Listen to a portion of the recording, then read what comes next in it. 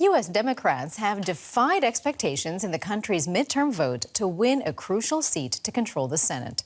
Democrat Catherine Cortez Masto has won re-election in the Nevada Senate race. The victory gives her party control of the chamber for the next 2 years of Joe Biden's presidency. Cortez Masto defeated her Republican challenger, Adam Laxalt, whose early lead dwindled after late-counted ballots came in. Every single one of us. Well, the win breaks the historical trend of the president's party typically losing seats in midterm elections. Let's take a look now at the numbers. These are the seats that are not up for grabs in this election. And if you add all the newly decided races, you can see the Democrats leading with 50 seats, while the Republicans hold 49 seats. One seat is still open. Georgia holds a runoff ballot in December, but with Vice President Kamala Harris being able to cast tie-breaking votes, control of the Senate is now out of reach for the Republicans. A victory that defied expectations and history.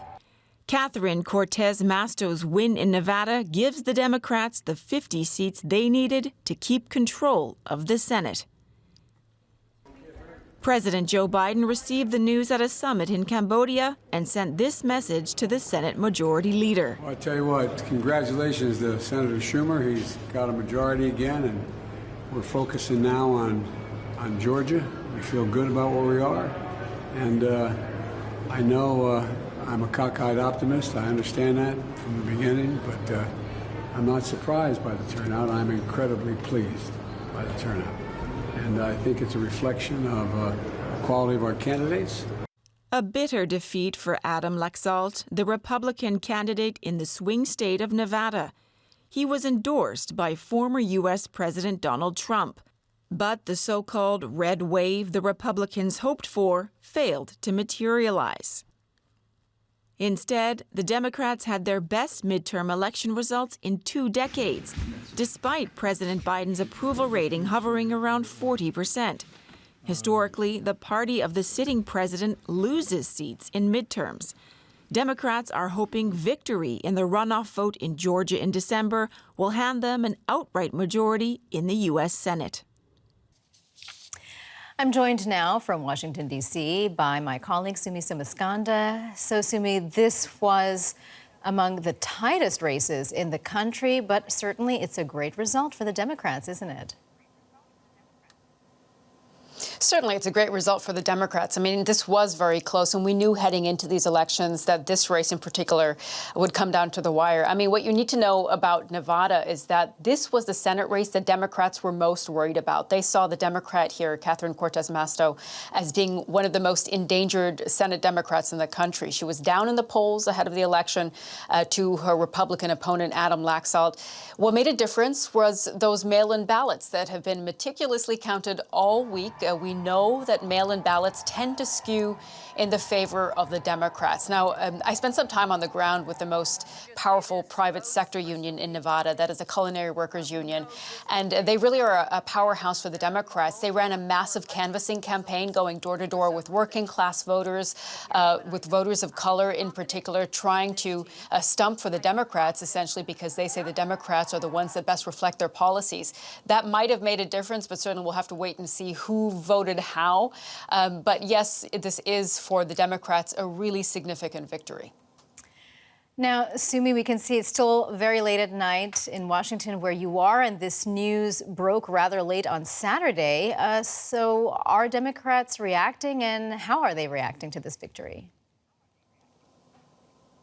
We've seen some Democrats taking to Twitter, for example, hailing this as a victory for democracy, for reproductive rights, and as a clear repudiation of Republicans. I mean, the Democrats, in the lead up to this vote, worked hard to paint Republicans as extremists that would put democracy at threat. And remember that heading into these elections, we had expected this Republican red wave, that Republicans would sweep through the House of Representatives and possibly the Senate. That did not materialize.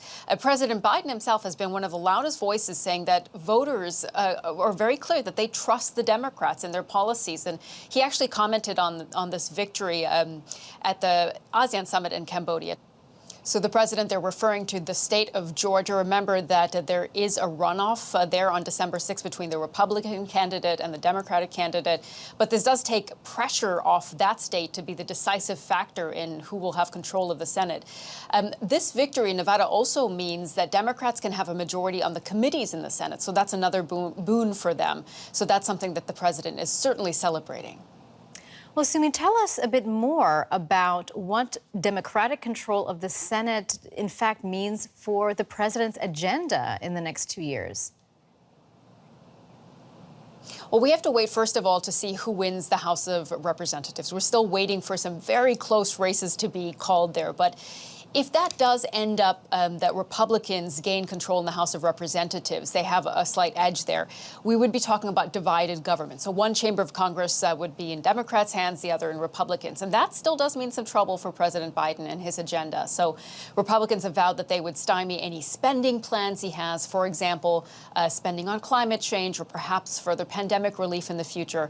And they also have said that they want to launch investigations into President Biden's family, into the administration's withdrawal from Afghanistan, also into immigration policy. So things might still get tricky for the president. But remember, if the Republicans do get control of the House of Representatives, it would be with a very small majority. And that would make it harder for them as well to pursue all of those things that they promised. So we have to wait and see how the chips fall still in Congress. DW Sumi Somaskanda reporting from Washington, D.C. Sumi, thanks so much. I'm joined now by journalist Matthew Konishik. He's the chief Europe correspondent for Politico magazine. So, Matthew, the Democrats now hold the Senate. Looking at this from a European perspective, what are your thoughts? Well, thanks for having me. I think from a European perspective, one has to rejoice because it's becoming clear that the Biden positions towards Ukraine, the United States support of Ukraine, is likely to continue. There will probably be more scrutiny of the military aid and other aid that is going into Ukraine. But it doesn't look like the Republicans, even if they wanted to, would be able to do much to stop it. Now, the House is still undecided, but Republicans are still favored to win there. If they do, what is that likely to mean for President Biden's foreign policy agenda?